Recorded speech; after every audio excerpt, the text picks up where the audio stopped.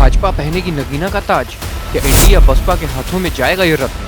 लोकसभा चुनावों के मद्देनजर पश्चिमी उत्तर प्रदेश की बात करें तो हर बार की तरह इस बार भी मुकाबला दिलचस्प होने की उम्मीद। उत्तर प्रदेश के 17 आरक्षित लोकसभा सीटों में से नगीना लोकसभा क्षेत्र सबसे महत्वपूर्ण माना जाता है। यह राज्य की नई लोकसभा सीटों में से एक है। नगीना लोकसभा सीट 2009 में पहली बार अस्तित्व में आई। नगीना बिजनौर जिले की एक तहसील है। यह बिजनौर लोकसभा सीट का हिस्सा हुआ करता था, लेकिन 2008 में परिसीमन आयोग की सिफारिश के आधार पर इसे बिजनौर जिले से अलग कर एक अलग लोकसभा क्षेत्र बना दिया गया। नगीना का शाब्दिक अर्थ रत्न या आभूषण है। इसे सैयद शासकों ने मुगलों से जागीर के रूप में पाया था। बाद में यह क्षेत्र 1857 के विद्रोह में काफी प्रसिद्ध हुआ, जब नजीबाबाद के नवाब और ब्रिटिश सेना के बीच बिजनौर में युद्ध हुआ। इतिहास के पन्ने पलटे तो यहाँ 1919 में जलियांवाला बाग जैसा हत्याकांड हुआ। यहाँ स्थित पाई बाग में ब्रिटिश सेना ने निहत्थे लोगों पर अंधाधुंध गोलियां बरसाई, जिससे उनकी मौत हो गई। इस घटना के दौरान लगभग 150 लोग मारे गए, इसलिए इसे नगीना का जलियांवाला बाग कहा गया। चुनावों की बात करें तो पहले नगीना बिजनौर के अंतर्गत आता था, लेकिन 2009 की लोकसभा में इसे अलग कर दिया गया।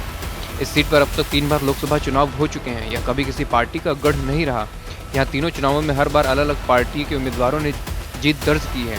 कहा जा सकता है कि यहाँ के मतदाताओं ने हमेशा नए उम्मीदवारों को मौका दिया। पहले यहाँ सपा, उसके बाद अगले चुनाव में बीजेपी और तीसरे चुनाव में बीएसपी का सांसद चुना जा चुका है। एक बार फिर 2024 के लोकसभा चुनाव के नज़दीक आते आते ये सबकी नज़रों में आ रहा है कि नगीना की जनता सपा, बीजेपी और बीएसपी में से किसको मौका देगी और इस बार किसे अपना सांसद चुनेगी। नगीना लोकसभा सीट आधिकारिक तौर पर अनुसूचित जाति के लिए आरक्षित है। यहाँ मुसलमानों की आबादी सबसे ज़्यादा है। यहाँ लगभग 21% मतदाता अनुसूचित जाति के हैं।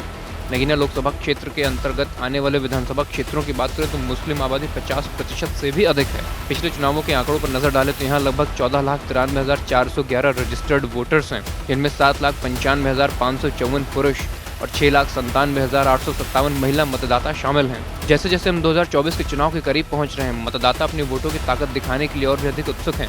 नगीना लोकसभा क्षेत्र में 2024 के चुनाव के लिए उम्मीदवारों की सूची में प्रमुख दावेदारों में बहुजन समाज पार्टी से सुरेंद्र पाल सिंह, भारतीय जनता पार्टी से ओम कुमार और समाजवादी पार्टी से मनोज कुमार शामिल हैं।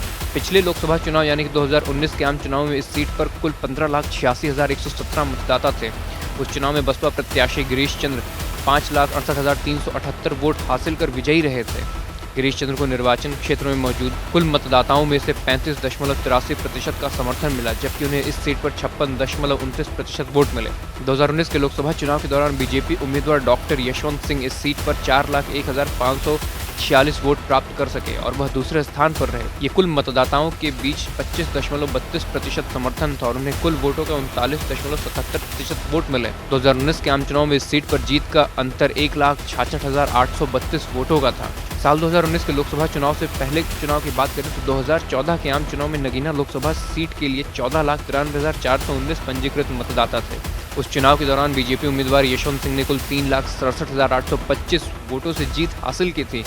उन्हें संसदीय क्षेत्र के कुल मतदाताओं में से 24.63% का समर्थन प्राप्त हुआ और उन्हें उस चुनाव में 39.02% वोट मिले।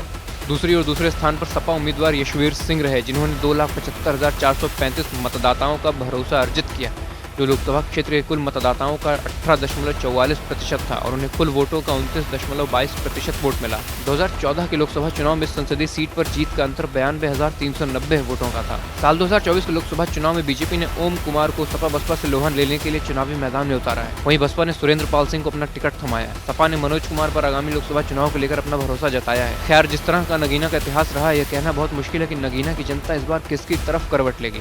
नगीना की ये सीट किसके मुकुट में जड़ित होगी, ये तो समय के ही गर्भ में है और आने वाले 4 जून को ही पता चल पाएगा।